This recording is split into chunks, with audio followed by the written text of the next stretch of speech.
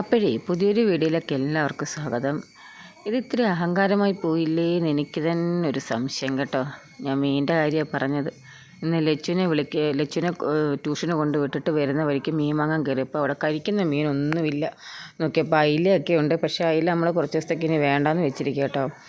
അപ്പോൾ കഴിക്കുന്ന മീനൊന്നുമില്ല. അപ്പം ആ ചേച്ചി പറഞ്ഞു ഒരു തുണ്ട് നെയ്മീൻ ഇരിപ്പുണ്ടെന്ന് പറഞ്ഞു കേട്ടോ. ഇത്രയും സാധനത്തിന് ഞാൻ വിചാരിച്ചില്ല, ഇത്രയും ഉള്ളെന്ന് ഞാൻ വിചാരിച്ചില്ല കേട്ടോ. നോക്കിയപ്പോൾ ഇത്രയും സാധനത്തിന് 200 രൂപ. ആകെ എന്തിനുണ്ടോ എന്തോ, ഇതുവരെ ഞങ്ങളിത് കഴിച്ചിട്ടില്ല കേട്ടോ. അതുകൊണ്ട് ഞാൻ വിചാരിച്ച ടേസ്റ്റും കൂടെ നോക്കാമെന്ന് വിചാരിച്ച് മേടിച്ചു. 200 രൂപയ്ക്ക് ഉണ്ടെന്ന് പറഞ്ഞപ്പോൾ ഞാൻ വിചാരിച്ചൊരു ശകലം കാണുമെന്ന് കേട്ടോ. പക്ഷേ വീട്ടിൽ കൊണ്ടുവന്ന കവറ്, ആ വലിയ ചട്ടിക്കകത്ത് കവറ് കുടഞ്ഞിട്ട് നോക്കിയപ്പോൾ ഉണ്ട് ഒരു 4-5 കഷ്ണം. എന്തെങ്കിലും ആവട്ടെ, ആദ്യമായിട്ട് കഴിക്കാൻ പോവല്ലേ, അതിൻ്റെ ഒരു ഇതുകൊണ്ട് കേട്ടോ. നെയ്മീൻ അങ്ങനത്തെ മീനൊന്നും ഇതുവരെ വാങ്ങിയിട്ടില്ല കേട്ടോ. ഭയങ്കര വിലയാണ്, എന്നെങ്കിൽ കൂടി നമ്മളിതുവരെ കഴിച്ചിട്ടില്ല. വിലയുള്ള മീനൊക്കെ നമ്മൾ വാങ്ങിക്കും ഇടയ്ക്ക്, പക്ഷേ എങ്കിലും നമ്മളിത് കഴിച്ചിട്ടില്ല. അപ്പം ഞാൻ വിചാരിച്ച് എന്തെങ്കിലും ആട്ടെ, പിള്ളേർക്കൊന്ന് വെച്ച് കൊടുത്ത് നോക്കാം എന്നൊക്കെ വിചാരിച്ച്. എന്തായാലും കിട്ടിയത് പോട്ടെ, കിട്ടി, അത് വെച്ച് അഡ്ജസ്റ്റ് ചെയ്യാമെന്ന്. അപ്പോൾ ഇന്ന് ഒഴിച്ച് കൂട്ടാനായിട്ട് കണ്ടിട്ട് ഞാനൊരു മുളക് കുശ്യം വെക്കാമെന്ന് വെച്ചിട്ട് മുളക് ചാറ്. അപ്പോൾ അതിന് വേണ്ടിയിട്ട് ഒരു ഏത്തയ്ക്ക പൊളിച്ച് ചെറുതായിട്ട് അരിഞ്ഞെടുത്തിട്ടുണ്ട്, കുറച്ച് ചെറിയ ഉള്ളിയും ചെറുതായിട്ട് അരിഞ്ഞെടുത്തിട്ടുണ്ട് കേട്ടോ. പിന്നെ അപ്പോഴത്തേക്കിനും ഞാൻ ആ മീനൊക്കെ തോലിരിച്ച് തന്നില്ലായിരുന്നു. അപ്പോൾ തോലൊക്കെ ഇരിച്ച് ഞാൻ റെഡിയാക്കി വറക്കാനായിട്ട് പുരട്ടി വെച്ചേപ്പുണ്ട് കേട്ടോ. പിന്നെ കൂട്ടത്തിൽ കുറച്ച് പാവയ്ക്കയും കൂടെ അരിഞ്ഞ് വെച്ചിട്ടുണ്ട് മെഴുക്ക് വരട്ടാനായിട്ട്. 2 പേരും ട്യൂഷന് പോയേക്കാണ്. 2 പേർക്കും രാവിലെ 9 മണി തൊട്ട് ട്യൂഷൻ കേട്ടോ. ഇനി ഒരു ഉച്ചയാവും വരാനായിട്ട്. അപ്പോഴത്തേക്കിനും എല്ലാം റെഡിയാക്കണം. അങ്ങനെ മുളക് കുശ്യം വെക്കാനായിട്ട് ഞാൻ ചട്ടി അടുപ്പത്ത് വെച്ച് ചൂടായപ്പോൾ കുറച്ച് വെളിച്ചെണ്ണ ഒഴിച്ചു, കടുക് ഇട്ടു. കടുക് വറുത്തിട്ട് വറ്റലും മുളകും കുറച്ച് കറിവേപ്പില ഇട്ട് മൂപ്പിച്ചെടുത്തിട്ട് അരിഞ്ഞ് വെച്ചിരുന്ന ഏത്തയ്ക്ക പൊളിച്ചാണ് എടുക്കുന്നത്. തൊലി ചീവിയല്ല, തൊലി മൊത്തം പൊളിച്ചിട്ടാണ് എടുക്കുന്നത്.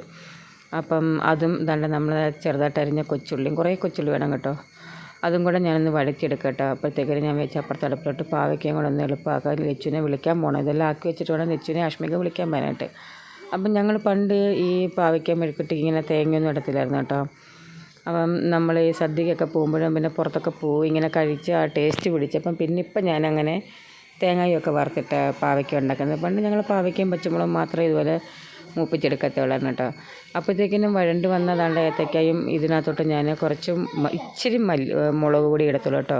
നമ്മൾ മല്ലിപ്പൊടിയാണ് ഇതിന് കൂടുതലും ചേർക്കുന്നത്. പിന്നെ കുരുമുളക് പൊടിയാണ് ഏറ്റവും മുമ്പിൽ നിൽക്കേണ്ടുന്നത്.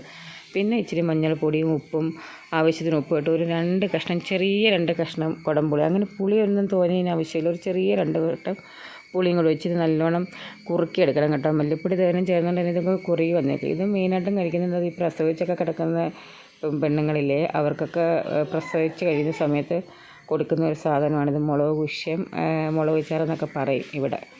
അങ്ങനെ അതും പറ്റാനായിട്ട് തിളപ്പിക്കാനായിട്ട് ആവശ്യത്തിന് വെള്ളമൊക്കെ ഒഴിച്ച് വെച്ചിട്ടുണ്ട്. മിക്കുവിനും ഒക്കെ ഉള്ള ചോറും മീനും ഒക്കെ റെഡിയായിട്ടിരിക്കും കേട്ടോ. രാവിലെ ഇവിടെ കരിച്ചാള കൊണ്ടുവന്നായിരുന്നേ. അപ്പം ഞങ്ങൾക്കായിട്ട് വാങ്ങിയതായിരുന്നു. അപ്പോൾ ഇവിടെ പിള്ളേർ ചെറിയ പൊടിക്കരിച്ചാള കേട്ടോ, അതൊന്നും കഴിക്കത്തില്ല. അപ്പം ഞാൻ അവർക്കായിട്ട് അത് വേവിച്ച് വെച്ചിട്ടുണ്ട്. അപ്പോഴത്തേക്കിനും നമ്മുടെ മുളക് കുശ്യം എങ്ങ് പറ്റി വന്നു കേട്ടോ. ഞങ്ങളിവിടെ കുറച്ച് അങ്ങനെ തോനെയും കൂട്ടാൻ വേണ്ടാത്തതുകൊണ്ടാണ് ഇത്രയും പറ്റിച്ചത് കേട്ടോ. ചാറാട്ടി വേണ്ടുന്നവർക്ക് കുറച്ചുകൂടെ ലൂസായിട്ട് എടുക്കാം കേട്ടോ. അതുകൊണ്ട് ഇതുപോലെ കുറുകി വരും, നല്ല ടേസ്റ്റാണ് ഇത് ചോറിനകത്ത് പുരട്ടി തിന്നാനായിട്ട്. ഈ കുരുമുളകൊക്കെ ഇങ്ങനെ മുന്നിൽ നിൽക്കുന്നുണ്ട്. അങ്ങനെ ഒഴിച്ചേറി റെഡിയായി. അപ്പോഴത്തേക്ക് പാവയ്ക്ക മൂത്ത് വരുന്നുണ്ട്. ഈ പാവയ്ക്കകത്തോട്ട് ഞാൻ നേരത്തെ വറുത്ത് വെച്ച തേങ്ങയും കരിവേപ്പിലയും എല്ലാം ഇട്ട് ഇളക്കി എടുത്തിട്ടുണ്ട്. പിന്നെ മീനും വറക്കാൻ വെച്ച് കേട്ടോ. ഈ മീൻ കാണുമ്പോൾ ഒരു സങ്കടമുണ്ട്. കുഴപ്പമില്ല. അങ്ങനെ മീനും വറക്കാൻ വെച്ചിട്ട് കൊച്ചുങ്ങൾക്ക് ചോറ് കൊടുക്കാനായിട്ട് ഒരു ഉറക്കമൊക്കെ കഴിഞ്ഞ് മസിലൊക്കെ പിടിച്ച് എഴുന്നേറ്റിരിക്കുന്നുണ്ടല്ലോ എല്ലാവരും. ഒരു ഉറക്കമായിരുന്നു കേട്ടോ. അപ്പം ഞാൻ റോക്കിയുടെ കൂട് മാത്രം ഞാൻ രാവിലെ ഒന്ന് വൃത്തിയാക്കിയില്ലായിരുന്നു, ബാക്കിയുള്ളവർ കൂടൊക്കെ ഒന്ന് വൃത്തിയാക്കിയായിരുന്നേ. അപ്പം രാത്രിയിൽ അയച്ചു വിട്ടിട്ട് രാവിലെ റോക്കിയെ കയറ്റിയപ്പം വൃത്തിയാക്കാനാണ് വിട്ടുപോയി. അപ്പം ഞാൻ റോക്കി ഒന്ന് അയച്ചു വിട്ടിട്ടുണ്ട് അവൻ്റെ കൂടൊന്ന് വൃത്തിയാക്കാനായിട്ട്.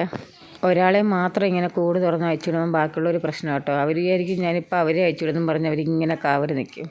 പക്ഷേ എല്ലാവരെയും കൂടെ ഒന്നും അയച്ചു വിടേണ്ട കാര്യമില്ല. ഇപ്പോൾ ഒന്നാമതില്ല, പൂച്ചക്കുഞ്ഞാണ്ട പഴയ പട്ടിക്കൂടിൻ്റെ അവിടെ രാവിലെ ഞാൻ നേരത്തെ ഒന്ന് സൂം ചെയ്ത് കാണിച്ചില്ല, അത് ചോറിന് വേണ്ടിയിട്ട് ഇങ്ങനെ വെയിറ്റ് ചെയ്തിട്ടുണ്ട്. റോക്കി ആകുമ്പോൾ വലിയ പ്രശ്നമില്ല. റോക്കിയും പെണ്ണുങ്ങളും കൂടെ പെൺപിള്ളേർ വന്ന് ഈ പൂച്ച ഓടിക്കുമ്പോഴേ ഉള്ളൂ റോക്കിക്ക് പ്രശ്നം കേട്ടോ. അല്ലെങ്കിൽ റോക്കിക്ക് ഇതൊന്നൊരു വിഷയമില്ല, അവനീ പൂച്ചയൊന്നും മൈൻഡ് ചെയ്യത്തോലില്ല. സ്നേഹിക്കാനായിട്ട് വന്നിരിക്കുക കേട്ടോ. ഞാനൊന്ന് തൊട്ട് തലോടി തടവിയൊക്കെ ഒന്ന് വിടണം, അതിന് വേണ്ടിയിട്ടൊക്കെ ഒന്ന് വന്നിരിക്കുക. അങ്ങനെ ഞാൻ അവർക്ക് ചോറും കൊടുത്തേച്ച് ആഷ്മിയെ വിളിക്കാൻ പോയിട്ട്, ആഷ്മിയുടെ ട്യൂഷൻ കഴിഞ്ഞെന്നും പറഞ്ഞ് എന്നെ വിളിച്ചിട്ടുണ്ടായിരുന്നു. അപ്പം ഇവരിത്രയും തൊട്ടയിലത്തേരട്ടോ, ഞങ്ങൾ അപ്പുറം എല്ലാം ഉള്ള വീട്ടിൽ. അപ്പം അവരുടെ വീട്ടിലൊക്കെ ആരും ഇല്ലാത്തതുകൊണ്ട് ഞാനും വേണം അവരെയും കൂടെ വിളിച്ചുകൊണ്ട് പോകാനായിട്ട്. അപ്പോൾ എല്ലാവരും ട്യൂഷൻ കഴിഞ്ഞപ്പോഴേ ട്യൂഷൻ ആയിരുന്നു ഞാൻ വിചാരിച്ച് അത്യാവശ്യം കറിയും കൂടെ ഒന്ന് വെച്ചിട്ട് പോകാം, കാരണം ചോറ് തിന്നുന്ന സമയമാവും, ഇന്നങ്ങ് ലേറ്റായിപ്പോയി. ഇനിയിപ്പോൾ ലച്ചുവിനെയും വിളിക്കാൻ പോകണം. അപ്പം എല്ലാം വെച്ചിട്ട് ഇവരെയും വന്ന് വിളിച്ചിട്ട് നേരെ അങ്ങ് ലച്ചുവിനെയും വിളിക്കാൻ പോകുന്നവരും കരുതിയിട്ട് ഞാൻ ഇച്ചിരി താമസിച്ചു. കുറച്ച് നേരം അവിടെ വെയിറ്റ് ചെയ്ത് കേട്ടോ. 3 പേരോട് ഉണ്ടായതുകൊണ്ട് കുഴപ്പമൊന്നുമില്ല, കളിച്ചും ചിരിച്ചൊക്കെ അവിടെ അങ്ങ് ഇരുന്നോളാം. അപ്പോൾ ആഷ്മി എന്നോട് ഇങ്ങനെ പറയുമായിരുന്നേ, ഞങ്ങളുടെ തൊട്ടപ്പുറത്ത് ഒരു കൊച്ചിൻ്റെ ബർത്ത്ഡേ ഉണ്ട്, 5 വയസ്സായി. അപ്പോൾ അതിൻ്റെ ബർത്ത്ഡേക്ക് വിളിച്ചിട്ടുണ്ട്. കേക്ക് കട്ട് ചെയ്യാനായിട്ട് ഉച്ചയ്ക്ക് ലച്ചു ആഷ്മി കൂടെ ചെല്ലണമെന്ന് രാവിലെ എന്നോട് അവരുടെ അമ്മ പറഞ്ഞായിരുന്നു പിള്ളേരെ വിടണേന്ന്. അപ്പോൾ ആഷ്മി എന്നോട് പറയുമായിരുന്നു അതിന് പോകണം, പെട്ടെന്ന് വാ കേക്ക് മുറിയുന്ന ബർത്ത്ഡേ എന്നൊക്കെ പറയുമ്പം പിള്ളേർക്ക് പിന്നെ അങ്ങ് ഭയങ്കര സന്തോഷമാണല്ലോ.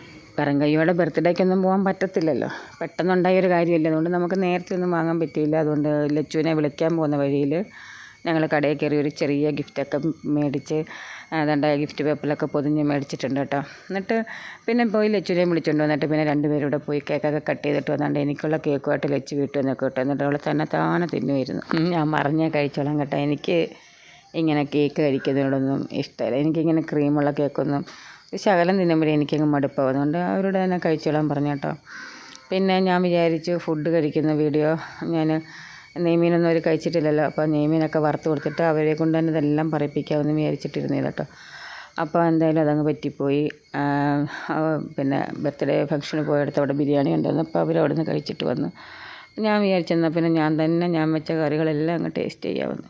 അങ്ങനെ വേണ്ട കറിയാണെങ്കിൽ ഒഴിച്ചാലാണെങ്കിൽ കുറച്ച് കഴിഞ്ഞപ്പോഴത്തേനും കുറുകിപ്പോയി കേട്ടോ. ഇത്രയും അങ്ങ് കണ്ടായിരുന്നു, ഇച്ചിരി ഒന്ന് നീട്ടി വെച്ചാൽ മതിയായിരുന്നു. പിന്നത്തെ ഇനി ഞാൻ തന്നെ പറയാം എൻ്റെ നെയ്മീൻ കഴിച്ചിട്ട് എങ്ങനെയുണ്ടെന്ന് കേട്ടോ. എൻ്റെ ഒഴിച്ച് കിട്ടാൻ സ്വാഭാവികമായിട്ട് ഞാൻ ഒരുവിധം നന്നായിട്ട് ഫുഡുണ്ടാക്കുമെന്ന് എല്ലാവരും പറയുന്നത് കേൾക്കാം കേട്ടോ, ഇവിടെയൊക്കെ എല്ലാവരും. അതുകൊണ്ട് പിന്നെ എല്ലാം അത്യാവശ്യം നന്നായിട്ട് ഞാൻ കുക്കൊക്കെ ചെയ്യും കേട്ടോ. എനിക്ക് പാവയ്ക്ക മെഴുക്കുവരട്ടി ഇങ്ങനെ എടുക്കുന്നതൊക്കെ ഭയങ്കര ഇഷ്ടമാണ് കേട്ടോ. അതുകൊണ്ട് ഞാൻ നെയ്മീൻ ശകലേ എടുത്തിട്ടുള്ളൂ കേട്ടോ, അല്ലെങ്കിൽ ഇത്രയും മതി. അങ്ങനെ മീൻ അങ്ങനെ ഒരുപാട് കറിയൊന്നും വേണ്ട കേട്ടോ. എനിക്കിങ്ങനെ ഒരുപാട് കറിയൊന്നും കുഴച്ച് തരുന്ന ഇഷ്ടമല്ല, ഇച്ചിരി കറി ഇട്ടായിരുന്നു. മീൻ വേണമെന്ന് നിർബന്ധമുണ്ട്, പക്ഷേ അത് കുറച്ച് മതി. പക്ഷേ നല്ല ടേസ്റ്റ് ഉണ്ടായിരുന്നു കേട്ടോ. നെയ്മീൻ നല്ല ടേസ്റ്റ് ഉണ്ട് കേട്ടോ. ശരിക്കും പറഞ്ഞാൽ ചുമ്മാ ഇതിൻ്റെ വിലയൊക്കെ ഇങ്ങനെ കൂടുന്നത്. ശരിക്കും നല്ല ടേസ്റ്റ് ഉണ്ട് കേട്ടോ, നല്ല രുചിയുണ്ടായിരുന്നു നെയ്മീൻ. അങ്ങനെ ആദ്യമായിട്ട് നെയ്മീനും കഴിച്ച്. ഇനിയിപ്പം ഈ കുഞ്ഞ് നെയ്മീനൊക്കെ ഇവിടെ കിട്ടും കേട്ടോ. അത് ഞാനിങ്ങനെ ഓരോരുത്തരോടും ചോദിക്കുമ്പോൾ അവർ പറയും അതിന് ഒരു ടേസ്റ്റും ഇല്ല, ചെറിയ നെയ്മീൻ ഒരു ടേസ്റ്റും ഇല്ലെന്ന് പറയുന്നത് കേട്ടോ. അപ്പോൾ ഇത് അത്യാവശ്യം നല്ല വലിയ നെയ്മീനായിട്ട് നല്ല രുചിയുണ്ടായിരുന്നു. വലിയ നെയ്മീനൊക്കെ കിട്ടണമെങ്കിൽ നല്ല കാശും കൊടുക്കണം. എന്തായാലും എൻ്റെ ഇന്നത്തെ വീഡിയോ ഇത്രയൊക്കെ ഉള്ളൂ. അപ്പോൾ ആദ്യമായിട്ട് കാണുന്നവരുടെ ചാനൽ ഒന്ന് സബ്സ്ക്രൈബ് ചെയ്ത് ഒന്ന് സപ്പോർട്ട് ചെയ്യണം.